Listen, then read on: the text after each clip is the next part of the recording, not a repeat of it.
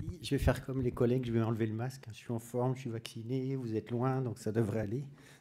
Je voulais remercier la SRLF pour l'invitation et puis les modérateurs. C'est toujours un plaisir de venir à ce congrès très actif et dans lequel la place des infirmiers est vraiment un truc sur lequel nous, les infectiologues, on a des choses à apprendre.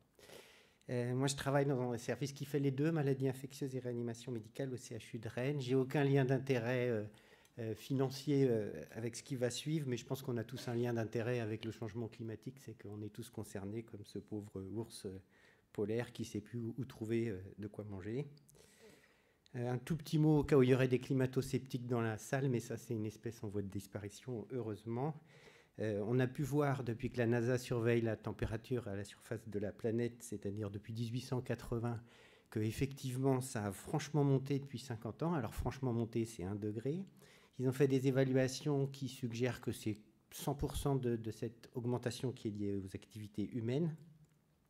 Et ils ont pu faire des extrapolations depuis le début, depuis le 1er siècle, donc depuis 2000 ans, qui montrent que finalement, probablement jusqu'ici, la température de la planète était très très stable, il n'y avait pas de souci, donc il s'est vraiment passé quelque chose de récent, c'est pas un truc cyclique comme ça a pu être dit au début, et c'est quelque chose qui est préoccupant, même si c'est que 1 degré.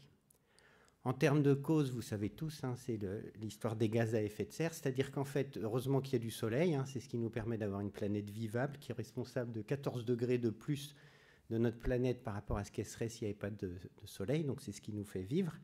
Et normalement, c'est parfaitement équilibré, c'est-à-dire que les rayonnements absorbés par le soleil sont relâchés dans l'atmosphère et repartent. Et vous voyez, là, c'est des chiffres qu'on peut retrouver assez facilement sur Internet, mais en gros, sur les 235 watts par mètre carré qu'on reçoit de rayonnement solaire tous les jours, il y en a 235 qui repartent, soit directement par rayonnement thermique dans l'espace, soit émis par la surface. Et tout ça était bien équilibré jusqu'à il y a 50 ans, jusqu'à ce que ces fameux gaz à l'effet de serre aient un impact sur la quantité qui est relarguée au-delà de l'atmosphère. Alors, c'est pas beaucoup, hein, le déséquilibre, c'est 0,9 watts par mètre carré, mais ça suffit à faire monter tout doucement la température depuis 50 ans.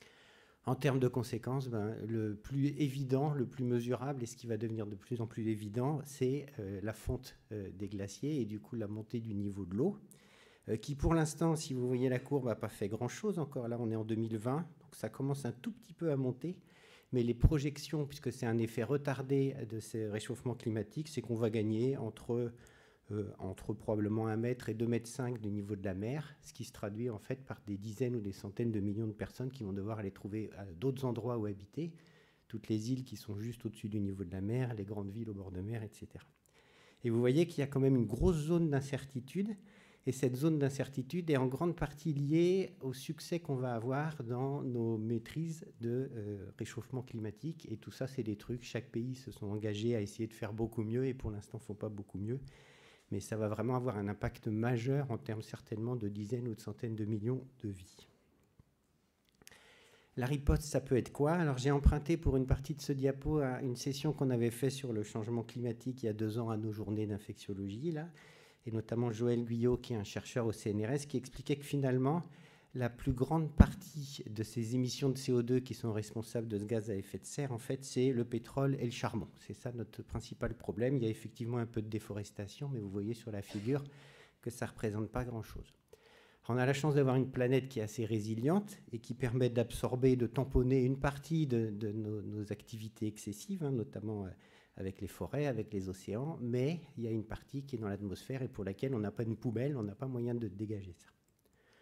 Donc la réponse, bien sûr, c'est de limiter ces émissions de carbone. Et vous savez, ces fameux INDC, qui sont des engagements qu'ont pris les pays à contribuer à une diminution des gaz à effet de serre. Et quel que soit le succès de ces mesures-là, qui pour l'instant ne sont pas très spectaculaires, on va de toute façon avoir, dans le meilleur des cas, une augmentation encore de 1 à 1,5 degré de température. Et tout ça va avoir les conséquences dont on vient de parler. Pour arriver sur le sujet qui est donc l'impact de ce changement climatique sur les maladies infectieuses, le premier réflexe que j'aurais envie de vous dire, pourtant je suis infectiologue, c'est que je pense que ce ne sera pas le problème principal.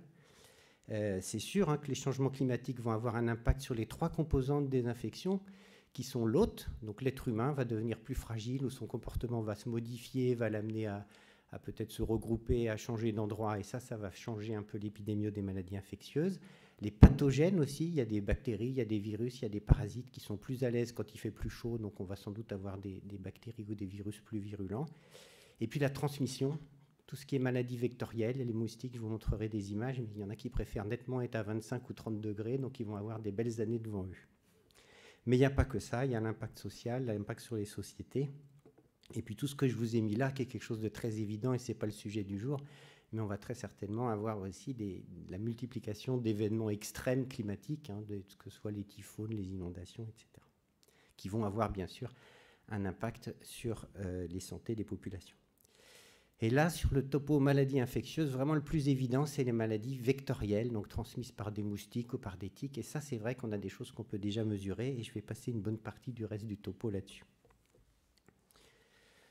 Sans quand même oublier que, bien sûr, hein, tous ces impacts des changements climatiques, ça ne va pas être que les maladies infectieuses, mais ça, je vous l'ai déjà dit.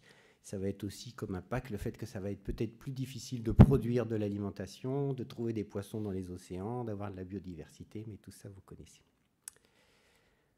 Donc, Santé publique France, qui à l'époque s'appelait Institut de veille sanitaire, avait déjà, dès 2010, essayé de faire une espèce de prédiction de quels vont être les impacts des changements climatiques, surtout pour essayer de mettre au point des moyens de surveillance et de réaction rapide quand ils vont se produire. Donc, ce n'était pas la question de savoir s'il allait y en avoir des impacts sur les maladies infectieuses, mais savoir comment les repérer vite et comment réagir. Et ils avaient 4 groupes de maladies qu'ils avaient repérés. Donc, les premières étaient les maladies vectorielles, et on est bien d'accord, hein, je vous parlerai là-dessus de la dengue, du chikungunya, de l'encéphalite West Nile. Le groupe B, c'est les maladies transmises par des rongeurs, dont la leptospirose, qui est une maladie qui débarque régulièrement dans les services de réanimation, surtout ceux qui sont dans les zones chaudes de la France, notamment dans les Antilles, par exemple, ou à La Réunion. Le groupe C, c'est les maladies transmises par voie féco-orale, parce qu'en augmentant la température, on se retrouve avec beaucoup plus d'opportunités d'avoir des ruptures dans la chaîne du froid, c'est-à-dire de laisser les choses à température ambiante, c'est plus dangereux quand la température ambiante est 25 que quand elle est 15. Et puis aussi le réchauffement des eaux, qui va faire qu'on va avoir plus d'endroits où le choléra peut persister, par exemple, même en France métropolitaine. Et puis un petit groupe à part, mais dans lequel je vous donnerai juste un exemple qui est celui de la légionellose, vous savez, qui aime bien les climatisations, qui aime bien l'eau chaude, et qui probablement risque d'augmenter aussi dans les années qui viennent. Alors pour commencer par les maladies vectorielles, donc on a ces fameuses maladies qu'on appelle les arboviroses. Donc ça s'appelle arbo, c'est un espèce d'acronyme pour arthropode borne, c'est-à-dire c'est les virus qui sont transmis par soit les moustiques, soit les tiques. Il y en a plusieurs qui ont fait l'actualité les dernières années, hein, dengue, chikungunya, zika, pour des raisons un peu différentes, je vous en dirai un petit mot, mais ce qu'elles ont de commun, c'est qu'elles sont transmises par des moustiques qui sont très, très en vague en ce moment, très en vogue. Aedes aegypti plutôt dans les zones tropicales, et puis Aedes albopictus qui s'installe en France avec beaucoup d'efficacité. Donc c'est réputé être des maladies tropicales anciennes, qui sont émergentes, mais qui étaient déjà émergentes. Hein. Les gens qui travaillent aux Antilles, je ne sais pas s'il y en a dans la salle ou en Guyane, savent qu'on en voit de plus en plus et que c'est de plus en plus terrible. Qui commencent par un syndrome grippal, mais qui, au décours du syndrome grippal, ont des complications qui amènent régulièrement les patients en réanimation, comme la dengue hémorragique. Alors, Zika et chikungunya vous concernent probablement moins, mais juste pour vous en dire un mot, vous savez que le Zika a fait beaucoup de bruit parce qu'on a découvert que contracter le Zika pendant la grossesse entraîne des anomalies neurologiques chez les bébés graves, des microcéphalies. Et le chikungunya, on s'est aperçu que c'était une porte d'entrée vers des maladies rhumatismales parfois très graves. Alors pourquoi est-ce que c'est les premiers et les cibles les plus évidentes de l'impact du réchauffement climatique? Ça a été très bien étudié par Erin Mordecai il y a quelques années, qui s'est amusée à regarder comment se comportent les moustiques avec différents degrés. Donc elle en a fait vivre à 10, 15, 20, 25, 30, 35, 40 degrés, et elle a regardé s'ils mordaient plus, s'ils sont plus féconds, s'ils vivent plus longtemps entre l'œuf et l'âge adulte, s'ils ont une durée de vie plus augmentée, s'ils transmettent plus facilement les pathogènes qu'on leur donne. Et vous voyez que ça, c'est pour Aedes aegypti, mais on voit qu'il a une courbe ascendante jusqu'à 25 ou 30 degrés. Plus il fait chaud, plus il est content, plus il mord, plus il vit longtemps, etc. L'autre, son cousin Aedes albopictus, qui est celui qu'on peut voir en France métropolitaine, il est content aussi, mais avec un peu moins de degrés. Donc lui, c'est plutôt 25, sa température préférée, versus 29 pour le aegypti. Mais ils ont un peu le même comportement. C'est-à-dire que si ça continue à augmenter comme ça augmente, ils vont s'installer. ce qui est effectivement très bien vu, grâce notamment à la surveillance de Santé publique France. Donc là, il y a un petit code couleur. La petite tache en noir foncé, là, c'est la première arrivée d'Aedes albopictus en France métropolitaine. C'était en 2004. C'était les Alpes-Maritimes et la Corse du Nord. Et puis petit à petit, donc ça s'éclaircit, c'est en fait les années d'implantation dans les différents départements au cours des 10 années qu'on suivit. Donc vous voyez, on a par exemple la Vendée, un petit bout de l'Alsace, 10 ans plus tard. Ça remonte. Et puis j'ai trouvé là sur leur site, la dernière, ça date du 1er janvier 2021, donc la carte de France des départements où on trouve de l'Aedes albopictus. Bleu foncé, c'est ceux dans lesquels plus de 40% des métropoles sont colonisées. Bleu clair, c'est moins de 40%, mais quand on voit qu'il y a 15 ans, on en avait juste un tout petit peu en bas à droite, on se rend bien compte qu'il s'installe et qu'il a l'air bien à l'aise chez nous. Donc vous avez à gauche Aedes albopictus, à droite Aedes aegypti. Donc albopictus, on l'appelle le moustique tigre à cause de ces espèces de petites stries là. Mais les deux sont assez communs. Ils ont comme particularité de piquer plutôt le jour. Donc c'est pas comme le palu, on n'est pas tranquille en dormant sous une moustiquaire puisque c'est le jour que ça pique ces bestioles-là, et d'avoir des piqûres relativement indolores. Pourquoi c'est particulièrement embêtant qu'ils s'installent en France? Eh bien, vous avez là le diagnostic pour la plupart de ces arboviroses. La première semaine, quand les gens ont de la fièvre, qu'ils ont le syndrome grippal, ils sont virémiques, c'est-à-dire qu'ils ont du virus qui se promène dans le sang. Donc si vous avez en France métropolitaine quelqu'un qui revient d'un séjour en Thaïlande avec une dengue et qui est piqué parce que dans son département il y en a plein par Aedes albopictus, le moustique peut aller transmettre à quelqu'un d'autre derrière. Donc on se retrouve avec des épidémies de dengue, de chikungunya, de Zika, autochtones, de gens qui n'ont jamais voyagé. Donc juste un petit mot clinique, mais je vais aller assez vite parce qu'on manque de temps. La dengue, c'est comme la grippe, ou quasiment, mais en un peu plus cogné, avec une petite incubation de 4 à 7 jours, un début brutal. C'est particulier par l'intensité des douleurs rétro-orbitaires. Les gens disent qu'ils ont très mal à la tête et qu'ils sentent que ça se passe derrière les yeux. Ils ont mal partout, ils peuvent avoir une petite éruption, mais plutôt discrète, et ça saigne un petit peu, mais à cette phase-là, ce n'est pas très problématique. C'est en se lavant les dents, par exemple. Et puis dans 0,5% des cas, donc c'est pas beaucoup, mais quand dans les endroits où il y en a beaucoup, ça fait beaucoup de travail en réanimation. Il y a une amélioration initiale qui est suivie par une évolution sévère. Donc il y a la dengue hémorragique ou une variante qui est le syndrome de fuite capillaire avec des états de choc qui sont très difficiles à contrôler et qu'on voit le plus souvent chez les gens qui en sont à leur deuxième épisode de dengue. Donc c'est la fameuse théorie des anticorps facilitateurs, c'est-à-dire quelqu'un fait une première dengue pas grave comme la plupart du temps, fabrique des anticorps contre cette première dengue, et quand il va faire sa deuxième dengue, les anticorps, au lieu de le protéger, vont aider le deuxième virus qui déboule quelques années ou quelques décennies plus tard à mieux faire des dégâts sur le système immunitaire. Et ça a été bien montré par le fait notamment que les nourrissons font des formes plus graves que les enfants plus tard, probablement parce qu'ils ont les anticorps de la mère qui jouent ce rôle-là, et que dans les études de vaccination, ils ont vu aussi que les gens qui n'avaient jamais fait de dengue avant d'être vaccinés, lorsqu'ils faisaient une dengue malgré la vaccination, faisaient des formes graves puisqu'ils avaient les anticorps du vaccin. Chikungunya, c'est à peu près le même tableau initial, mais avec des très grosses douleurs articulaires qui ont tendance, chez un petit pourcentage des patients, mais de manière très très marquée, à embrayer sur des douleurs rhumatologiques pendant des mois. Ça concerne assez peu les réanimateurs, mais je vous en parle quand même ici, parce que l'année où il y a eu une grosse épidémie à La Réunion, c'était en 2007, ils ont eu quand même quelques cas en réa à cause du surdosage en antalgique, parce que c'est des gens qui avaient très mal, donc ils prenaient plein de paracétamol et qui faisaient des hépatites fulminantes, ou plein d'opiacés, et qui se retrouvaient en décompensation respiratoire dans les services de réa. Ce qui est important à signaler pour le chikungunya, c'est que c'est des épidémies massives, c'est un virus qui s'installe très bien dans les populations, avec un avantage, c'est qu'en général, on ne fait pas 2 années consécutives d'épidémie à un même endroit avec le chikungunya, parce que la première année, tout le monde est très malade, ou pas malade, mais s'immunise, et la deuxième année, le virus circule beaucoup moins. Et on a bien vu aux Antilles, il y a eu une grosse épidémie en 2016-17, et quasiment plus depuis. Et La Réunion, depuis 2007, ils n'ont quasiment plus de soucis. Alors, comment ça se passe pour les dengues ou les chikungunya autochtones? Il y a un papier récent de l'équipe de Santé publique France qui est très intéressant. Donc, vous vous rappelez, c'est par là qu'était arrivé l'albopictus en 2004.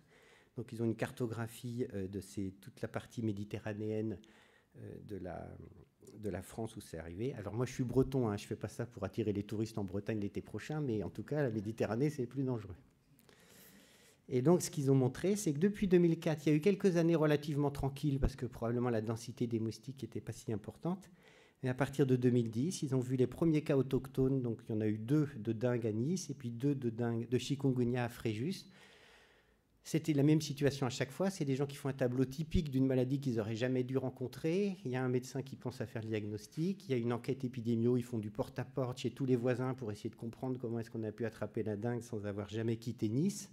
Et ils trouvent un voisin 100 mètres plus loin qui revient d'un beau séjour aux Antilles ou en Thaïlande, où vous voulez, qui a été malade une semaine auparavant. Et du coup, ils savaient qu'ils ont pu reconstituer les histoires. Et toutes les autres situations, là, c'est comme ça, avec quelques épidémies particulièrement cognées. Par exemple, à Montpellier, en 2014, ils ont eu 12 cas comme ça, autochtones, c'est-à-dire une circulation assez bien entretenue de gens qui n'ont jamais voyagé, mais qui ont quand même réussi à attraper des maladies tropicales. Et puis, ils arrivent finalement à contrôler ça. Et les méthodes de contrôle, c'est de laisser les gens sous moustiquaire toute la journée, en attendant qu'ils soient plus virémiques, de façon à ce qu'ils ne puissent pas se faire piquer par des moustiques et entretenir la chaîne de transmission. Est-ce que c'est un risque important? Ben oui, hein, vous avez là rien que pour l'année 2019. Ah ben j'ai été trop long, ça m'apprendra. Pourtant, j'ai pas l'impression. Quand ça arrive au bout. Ouais, en fait, c'est au bout d'une minute après les 15 minutes, ça coupe et ça va, elle a déjà le petit positif de fin. Ok, mais j'avais pas Bon, d'accord. C'est pas très grave, hein, je vous avais dit l'essentiel. Donc, en gros, c'est important parce qu'il y a à peu près une centaine de diagnostics de dengue ou de chikungunya qui sont faits en France métropolitaine tous les mois, entre début avril et fin octobre. Donc, c'est vraiment des occasions qui existent. Les moustiques sont là. Donc, il faut vraiment se préparer à faire des diagnostics de dengue, même chez les gens qui n'auront jamais voyagé en France métropolitaine. Et mes petits mots de conclusion, donc, c'était de vous dire que c'est un sujet complexe, les changements climatiques et les maladies infectieuses. Il n'y a pas que le réchauffement, il y a d'autres événements. C'est multifactoriel et donc difficile à prédire. Et il y aura sans doute des conséquences plus graves que les maladies infectieuses. Je voulais vous parler aussi d'encéphalite West Nile, mais c'est un peu la même histoire, sauf qu'avec le West Nile, les gens ne sont pas virémiques, donc on ne peut pas avoir de transmission autochtone à la suite d'un patient. C'est forcément à la suite, c'est soit si on a une épidémie chez les animaux ou chez les chevaux que ça peut arriver à l'homme, mais il n'y a pas de transmission par moustique entre hommes. Et puis les autres risques moins certains et peut-être plus simples à contrôler. Moi, je vous en avais mis une petite liste. Donc il faut qu'on surveille, parce qu'il y a des choses nouvelles qu'on va voir à laquelle on ne s'attendait pas. Donc ce sera la vigilance dans les services, notamment de réanimation. Se préparer et agir pour éviter le pire. Je vous remercie de votre attention.